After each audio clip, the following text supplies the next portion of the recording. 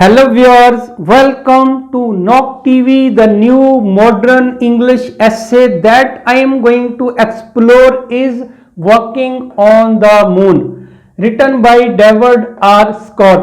He was born in June 16, 1932 and he is still alive. ये US air force में pilot था, फिर promotion होके कर्नल बना, फिर रिटायर्ड हो गया। ये इसने चांद पे पहला कदम रखा था और ये अब भी नासा में काम कर रहा है और इसी के बारे में ये चैप्टर है। ये चैप्टर भी हमें बताता है कि इंसान ने चांद पे जो कदम रखा वो कैसे और उसके बारे में उसके तासरात क्या थे, उसके एक्सपीरियंसेस क्या थे, यही इस चैप्टर में आपको बताया जाएगा। इसने कुछ पॉइंट्स बताए हैं कि इंसान चांद पे कैसे गया, उसकी प्रेपरेशन कैसे थी, फिर वो कैसे डिपार्चर हुआ, फिर वहां पहुंचा कैसे, फिर वहां जाकर उसने क्या किया, फिर उसने वापसी पे कैसे आया और उसके तासरात क्या थे। इसी को हम पढ़ने वाले हैं, that is walking on the moon. देखें, हम थोड़ा सा चैप्टर को साइड पे रखते हैं, इंसान के बारे में सोचते हैं। जब से इंसान पैदा हुआ है इसमें तजस्सुस का मादा है, ये क्यूरियोसिटी है इसके अंदर, ये सोचता है ये कायनात क्या है, ये सितारे क्या हैं, सूरज क्यों निकलता है, क्यों डूब जाता है, ये आसमान इतने सितारों से क्यों भरा हुआ है। इस इंसान की क्यूरियोसिटी को दूर करने के लिए साइंस दिन रात लगी हुई है। साइंसदान काम कर रहे हैं, इन सितारों पे कमद डालने की सोच रहे हैं, इन सितारों को कैसे कैप्चर किया जाए, इन सितारों पे कैसे जाया जाए, इन स्टार पे इन प्लैनेट्स पे कैसे जाया जाए। और वो जाते हैं, मरीख पे जा चुके हैं, खला में जा चुके हैं और चांद पे जा चुके हैं। तो यहाँ इससे पहले ये चांद पे जाने वाला अमेरिका का चौथा मिशन था। इससे पहले 3 मिशन अमेरिका चांद पे भेज चुका था। जो भेजते एक मिशन का एक नाम रखा जाता है। फॉर एग्जांपल अपोलो 11 पहला मिशन था, अपोलो 11 एक नाम रखा मिशन का, उसमें 3-4 लोग हैं, उसमें से 2 लोग जो थे वो चांद की सतह पे उतरे थे अपोलो 11 में 11 में, और इसलिए वो दो फर्स्ट थे जिन्होंने चांद की जमीन पे कदम रखा था। उसके बाद फिर अपोलो 12 गया, इनका 12 जिसे कहते हैं Apollo 12, this was the second mission. उस मिशन में भी कुछ लोग थे, लेकिन जो चांद की सतह पे उतरे वो सिर्फ 2 लोग थे। इस तरह 4 लोग हो गए 2 दूसरे मिशन तक। फिर तीसरा मिशन जो था वो अपोलो 13 था। अपोलो 13 में कुछ उसमें गैस सिलेंडर में कुछ प्रॉब्लम आ गया, वो मिशन नाकाम हो गया, जा नहीं सका। लेकिन अमेरिकन उसको नाकाम नहीं कहते बल्कि कहते हैं सक्सेसफुल फेलियर, कामयाब नाकामी, लेकिन वो जा नहीं सका। उसके बाद 14 जो गया है, 14 अपोलो 14, उसमें भी कुछ लोग थे, क्रू था, लेकिन 2 लोग चांद की सतह पे पांव रखा 2 लोगों ने। इस तरह आप कह सकते हैं कि 11, 12 और 14 अभी तक 6 लोगों ने जमीन पे यानी कि चांद की जमीन पे कदम रखा था। अब जो ये जा रहा था ये अपोलो 15 था, 15 था, मिशन नंबर 15 था, अपोलो 15 था। और ये इसमें भी 3 लोग जा रहे थे और तीनों को मैंने नाम लिख दिए, आपको बता भी दूंगा। डेविड उनका जो क्रू का हेड था, वो स्पेसशिप का जो था कमांडर था जो जा रहा था। अब बाकी इसके साथ 2 लोग और थे, 15 में गया, ये भी 3 लोग थे। और एक जो था वो स्पेसशिप में ही रहा, ऊपर होवरिंग करता रहा, देखता रहा, ऊपर हवा में रहा, और 2 लोग नीचे उतरे थे। और उनमें से ये स्कॉट पहला आदमी था, डेविड स्कॉट पहला था जिसने कदम रखा था। मतलब ये कहने का है इससे पहले 6 लोग चांद की सतह पे कदम रख चुके थे। He was the 7th person who took his feet on the surface of the moon, जिसने चांद की सतह पे कदम रखा था। ये 7वां बंदा था। और ये कैसे गए और इसी को हम पढ़ने वाले हैं। इसको जो स्टार्ट लिया है वो 3 बातें इसके अंदर टोटल बताई हैं, मैंने लिख भी दी आपको ताकि आपके क्वेश्चन बने तो भी आपको सामने हो आपके कि डिपार्चर एंड प्रेपरेशन, उसने तैयारी कैसे की, डिपार्च कैसे हुआ। मैंने कहा ना कि इंसान सितारों पे कमद डालना चाहता है, इंसान एक्सप्लोर करना चाहता है, और उसमें जो तरक्की याफ्ता कौमें हैं वो आगे हैं, तरक्की पजीर जो हैं वो पीछे पीछे हैं। तो अमेरिका ने पहले जो खला में भेजा था वो रशिया का आदमी गया था, यूरी गैगरिन, लेकिन चांद पे पहले अमेरिका का आदमी गया और नील आर्मस्ट्रांग उसका नाम था। वो उसके बाद मैंने कहा जो अपोलो 11 में गया वो नील आर्मस्ट्रांग था, उसने वहां कुछ देर रहा।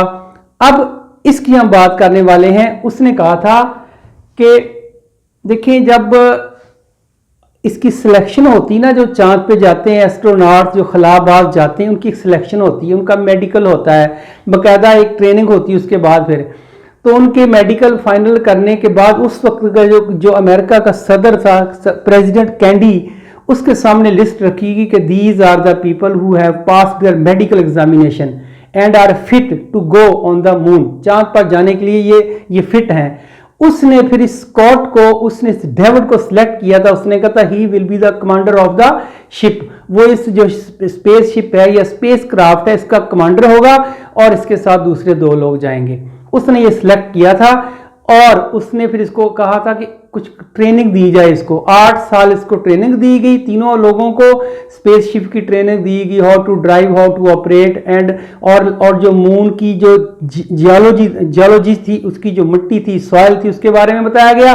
यही पहला आपका पैराग्राफ मैं आपके लिए बताने जा रहा हूं। President Kennedy asked David Randolph Scott to lead to the crew going on the moon in 1963। 1963 में सदर कैंडी ने इसे कहा डेविड से कि आप जो चांद पर क्रू जा रहा है, you will be head of the crew, आप उसके हेड हो गए। ये सिलेक्ट कर लिया गया। उसके बाद क्या हुआ फिर? They were given necessary training about the lunar geology. Lunar जमीन यानी कि चांद की जमीन के बारे में उनको इंफॉर्मेशन दी गई। Spacecraft, how to operate the spacecraft, उसके बारे में बताया गया। एंड अदर ऑपरेशंस, और दूसरे ऑपरेशन जो वहां जाके होने थे उनके बारे में इनको ट्रेनिंग दी गई फॉर 8 ईयर्स, 8 साल तक। फिर क्या हुआ? David R Scott with 2 other astronaut.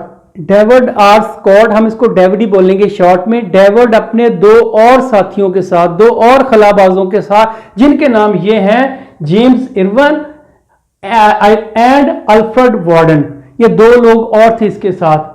तो फिर स्टार्टेड देयर वॉयज, इन्होंने अपना सफर शुरू किया from Houston. Houston is a state of America. वहां से इन्होंने अपना सफर शुरू किया ऑन जुलाई 29, 1971। 1971 में इन्होंने अपना सफर शुरू किया हॉस्टन से। इन देयर स्पेस क्राफ्ट, अपने स्पेस क्राफ्ट में, जिस स्पेस क्राफ्ट का नाम भी लिखा मैंने, उसका नाम था CMS एंडीवर। ये उसका नाम था जिसमें गए हैं। ये मैंने बताया मिशन नंबर 15 था, उसको हम कहते हैं अपोलो नंबर 15 या अपोलो 15, मिशन नंबर 15 भी कह लें आप। और जिसमें ये गए थे एंडीवर, उसका नाम था ऑन द अपोलो 15 मिशन। ये मिशन का नाम मैंने बता दिया आपको। They return on the earth on August 7, 1971। फिर ये 1971 यानी कि 7 अगस्त को ये वापस आ गए थे। ये सारा इसका सफर, जाने का भी, आने का भी, वहां रहने का भी, सारा इसमें कैलकुलेट किया उसने। फिर उसने कहा था आफ्टर स्पेंडिंग 67 आवर, जो प्योर इन्होंने चांद की सतह पे टाइम गुजारा, देवर ओनली 67 आवर्स, 67 आवर चांद पे, बाकी जाने आने का और इधर उधर का। फिर उसने कहा on the surface of the moon. अब जब ये मिशन रवाना हुआ, उससे पहले जो प्रेसिडेंट था USA का, उसने एक तकरीर की, स्पीच की। He made a speech on the occasion when the crew was about to leave the land, leave the earth, जब जमीन छोड़ने वाला था। उस तकरीर में से उसने एक सेंटेंस लिखा है, जो कॉमों में लिखा है, वो मैं आपको बता देता हूं। वो उसका एक बड़ा एक हिस्टोरिकल सेंटेंस है। वो ये है, I believe this nation should commit. कहता है ये नेशन कमिट करेगी, ये नेशन मानेगी, इतराफ करेगी itself to achieving the great, कि हमने कोई ग्रेट चीज अचीव कर ली है। आपको शायद याद हो, जब पहला आदमी चांद पे गया था ना, नील आर्मस्ट्रॉन्ग, वो भी अमेरिका का था। उसने एक सेंटेंस बोला था। उसने वहां जब गया था, अपना जब कदम उसने चांद पे रखा था ना, उसने कहा था कि this is 1 small step for a man but 1 giant leap for a mankind. इंसान का ये एक छोटा कदम है, 1.5-2-3 फुट का, लेकिन ये बनी नौ इंसान के लिए एक छलांग है।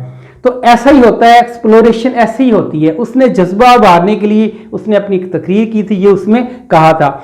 अब वो रवाना हो गया है, अब वो चांद की सतह पे पहुंच गए हैं। पहुंचने के बाद उसने कहा था कि देखें, एक स्पेस क्राफ्ट है जिसमें ये लोग गए थे, उसका नाम मैंने बता दिया, एंडीवर था।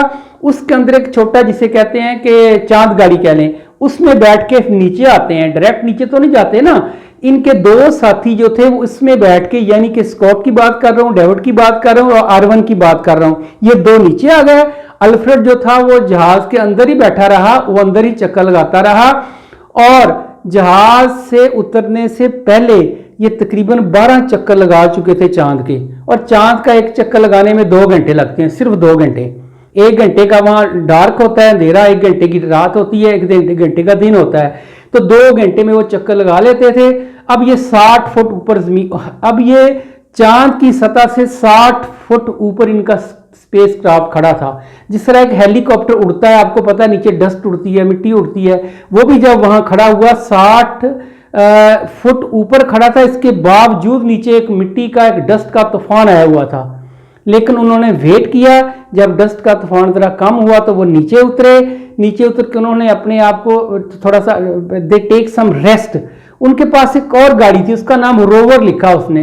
रोवर होते हैं यूं कह लें कि battery powered four wheeled rover, उसने रोवर नाम लिखा है। गाड़ी कह लें, छोटी गाड़ी कह लें, जैसे बच्चों की गाड़ी होती, इस तरह की छोटी 4 पहियों वाली, वो बैटरी से चलती थी। उसमें बैठ के उन्होंने फिर जायजा लिया है, वो गए हैं, उन्होंने क्या क्या देखा है, ये अगला हमारा स्टेप है कि उन्होंने चांद पे चले गए। अब अगला स्टेप हमारा है on the surface of the moon, चांद की सतह पे इन्होंने क्या देखा। मैंने आपको बता दिया कि सबसे पहले वो उतरे हैं, मैं आपको पहले पढ़ देता हूं, फिर मैं आपको एक्सप्लेन करता हूं। David and Ivan took up round in the rover. Rover मैंने आपको बता दिया क्या है, छोटी गाड़ी है, उसमें बैठ के ये लोगों ने एक चांद का राउंड लगाया है। देखना चाहते थे, क्या देखना चाहते थे, जिसे कहते हैं सरफेस ऑफ द मून देखना चाहते थे, ये लैंड ऑफ द मून देखना चाहते थे ये। फिर it was a vast land, ये बहुत बड़ी जमीन थी, लैंड थी, इलाका था। The surface was milky chocolate, जो सरफेस चांद की सतह थी वो मिल्की चॉकलेट कहा उसने। फिर उसने एक और कहा डार्क ग्रे लूज सॉइल, उसकी मिट्टी लूज थी, डार्क ग्रे कलर की थी। लूज में बताता हूं किस सेंस में कहा उसने। देखें, अब जब आप जमीन पे पांव रखते हैं, अगर लूज है वो, या सैंड हो या सॉइल हो, कुछ भी हो, वो हवा के साथ फैलती है, आपका पांव का निशान ऊपर पूरा बन जाता है। लेकिन वो कह रहा है कि वहां जो सैंड थी वो लूज तो थी, लेकिन इस तरह लूज थी, वहां हवा नहीं थी ना, तो वो फैलती नहीं थी। जो आपने पांव रखा वो जमीन में पेनिट्रेट हो जाता था, लूज थी, वो उस सॉइल के अंदर पेनिट्रेट हो जाता था, नीचे घुस जाता था। उसको उसने एक लफ्ज बोला है, उसने कहा चीजल्ड फुट प्रिंट। हमारा फुट प्रिंट तो बनता था, लेकिन नीचे जिस तरह एक लॉन्ग शूज कह लें आप, लॉन्ग शू नीचे बड़ा होता है, ऐसी एक होल सा बन जाता था। उसको उसने कहा था कि जो वो फैलता नहीं था ना वो गिरता था, तो इस तरह बन जाता था। फिर उसने कहा था ग्रेविटी 160, उसने कहा था कि जमीन की ग्रेविटी से वो कम थी, यानी हमारा वजन कम हो गया। कम होने का मतलब यह है कि हम लोग गिरते नहीं थे, हम यूं करें तैर रहे थे, यूं कह लें आप, हम बच्चों की तरह गिरते फिर रहे थे, लेकिन हमें चोट नहीं लगती थी, चूंकि वजन हो तो हम गिरे ना, वहां वेट कम, ये वेटलेस हो गए थे हम लोग। फिर उसने कहा था मॉर्निंग का टेम्परेचर वहां 150 था। उसने कहा था कि दिन को ब्लेजिंग डे उसने लिखा है, रात को सब फ्रीजिंग नाइट्स लिखा है। रात को सब फ्रीजिंग नाइट्स मतलब रात को सर्दी थी, कभी कभी स्नोफॉल भी, बर्फबारी भी हो जाती थी, और दिन को ब्लेजिंग कहा उसने। फिर उसने एक और बात लिखी है देर वर माउंटेन, कह रहा है कुछ पहाड़ थे वहां, कुछ पहाड़ तो 3 किलोमीटर ऊंचे थे। और फिर और क्या था, गॉर्जिस, गॉर्जिस कहते हैं गहरी खाइयां थी वहां। फिर क्रैटर रिम्स थे, जो पहाड़ों के रिम्स थे ना, वहां पे लावा पिघला हुआ जो था उसका एक रिम बना हुआ था, that is called crater RIMS. फिर कैनियन था, कैनियन भी गहरी खाइयां और डिचेस को कहते हैं। और क्लियर शेडो विद कॉस्ट्यूम, हमने जो कपड़े पहने हुए थे, जो लिबास पहना हुआ था, ज़हारा वो खलाई लिबास था, उसका क्लियर साया इस साथ साथ चल रहा था हमारे।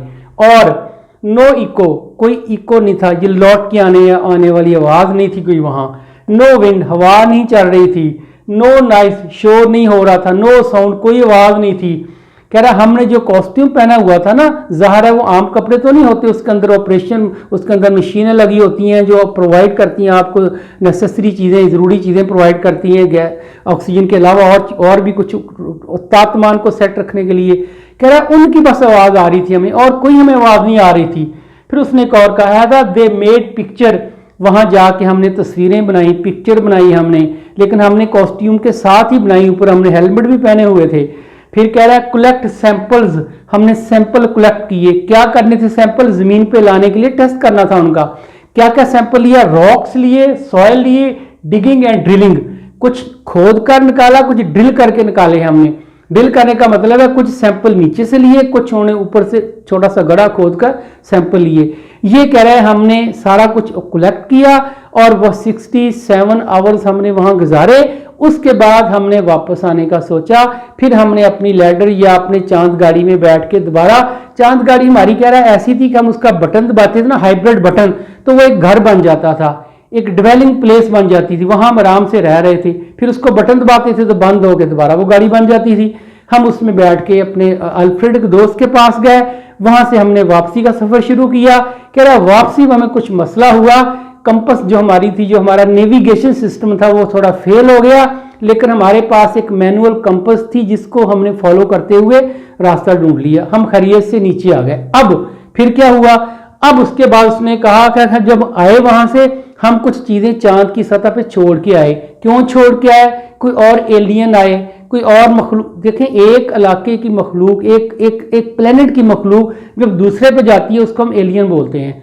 अब उसने कहा था हम लोग वहां गए थे, हम लोग एलियन थे उनके लिए। उसने आपको वैसे इंट्रूडर कहा, अपने आप उसने कहा we were the intruders there. Intruder होता है घुसपैठिए, जो जबरदस्ती जाके बैठ जाते हैं। अब वो कहता है कोई वहां और आएगा, वो देखेगा, अगर वो अक्लमंद होगा ना, जो हमने वहां छोड़ा है, जो हमने वहां कुछ साइन छोड़े हैं, उनको समझ जाएगा कि ये कोई इंसान आया था यहाँ। अगर वो अक्लमंद होगा तो उसने कुछ साइन बताए हैं, उसने कुछ चीजें बताई जो वहां छोड़ के आया, मैंने लिखी हैं ताकि आपका क्वेश्चन आए तो आप कर सको। उसने छोड़ा था फुटप्रिंट। फुटप्रिंट अब आप कहेंगे पाँव के निशान तो हवा से मिट जाते हैं, मैं अभी अभी आपको बता के हटा हूं कि वहां हवा नहीं होती। और दूसरी बात ये, उनकी सॉइल ऐसी है जहां पाँव रखते हैं वैसे ही पेनिट्रेट हो जाता है, उसके किनारे नीचे गिरते नहीं है, किनारे गिरते नहीं है, जो बन गया और नीचे घुस जाता है वो। उसने चीजल्ड फुटप्रिंट कहा है। चीजल कहते हैं छेनी को, यानी कि गड़ा कह लें आप, डिच कह लें आप, इसलिए वो हमारे फुटप्रिंट वहां थे। और फिर उसने एक और बात की, एल्यूमिनियम की प्लेट हमने छोड़ी वहां। एल्यूमिनियम की प्लेट के ऊपर हमने प्रिंट किया हुआ। क्या प्रिंट किया हुआ? कुछ चीजें थी। कहता है जमीन की पिक्चर उसके ऊपर हमने प्रिंट की हुई थी, जिसे कहते हैं इनग्रेव्ड की हुई थी, खुदी हुई थी। जमीन की फोटो उसके ऊपर लगी थी ताकि पता चल जाए आदमी जमीन से आए हैं। एक और बात उसने की है, name of the space craft, अपने स्पेस क्राफ्ट का नाम लिखा है कि हम किस में बैठ के वहां गए थे। फिर उसने कहा था, और हमने डेट ऑफ मिशन, इस मिशन की हमने डेट लिखी जो मैं आपको बता चुका हूं ऊपर कि देखें 29 को गए थे और 7 अगस्त को वापस आए थे। उसने यहाँ डेट लिखी उसकी, और अपोलो 15 भी लिखा, मिशन का भी लिखा। फिर उसने एक और कहा है, name of the crew were on the plate. जो हम लोग 3 लोग थे, क्रू का नाम यानी कि स्टाफ का नाम भी हमने उसके ऊपर लिखा कि हम कौन कौन से लोग यहाँ आए हैं। फिर उसने ये वहां छोड़ के आए हैं। और भी है कुछ, अ फाल्कन फीदर, पर वहां छोड़ा है एक फाल्कन का, एक बर्ड का उसने पर वहां छोड़ा है। फाल्कन भी एक सिंबलिज्म है। फाल्कन का ही क्यों पर छोड़ा है, इसमें एक रीजन है, क्योंकि he is the king of the birds. Bird का जो किंग है दैट इज फाल्कन, उसका पर उसने वहां छोड़ा। अ 4 लीफ क्लोवर फ्लावर, एक फूल छोड़ा जिसकी 4 पत्तियां थी, 4 लीफ कह दिया उसने। फिर उसने कहा कि स्टैचू, कहता है इंसान का मुजस्मा छोड़ा जिसने वो कॉस्ट्यूम पहना हुआ था। कौन सा? स्पेसमैन का, खलाई मखलूक बनी हुई थी वो। कहता है स्टैचू वहां हम रख के आए, आते हुए पता चल जाए किसने ऐसा लिबास पहना था, इसकी शक्ल ऐसी थी। और आखिर में उसने कहा था हमने एक बाइबल, दी बाइबल का नुस्खा छोड़ा है। और आपको पता है जो पहला गया था ना, उसने वहां एक अमेरिका का झंडा भी छोड़ा था, और भी कुछ था। इन्होंने ये लोग इन्होंने ये सब कुछ छोड़ के आए हैं ये। अब वो कह रहा है कि ये लोग जाते क्यों हैं, क्यों जाते हैं, क्यों इतना खर्चा करते हैं। उसने कहा उसका एक ही मकसद है, वही उसने बुक में लिखा है, वही मैंने आपको बता दिया। उसने कहा था टू एस्टेब्लिश देयर सुपरमेसी, अपनी पावर बढ़ाने के लिए, अपनी पावर शो कराने के लिए। They want to explore all the world, so they go to the different planets to explore them, to dominate them. So we are, thank you very much for watching my video till last.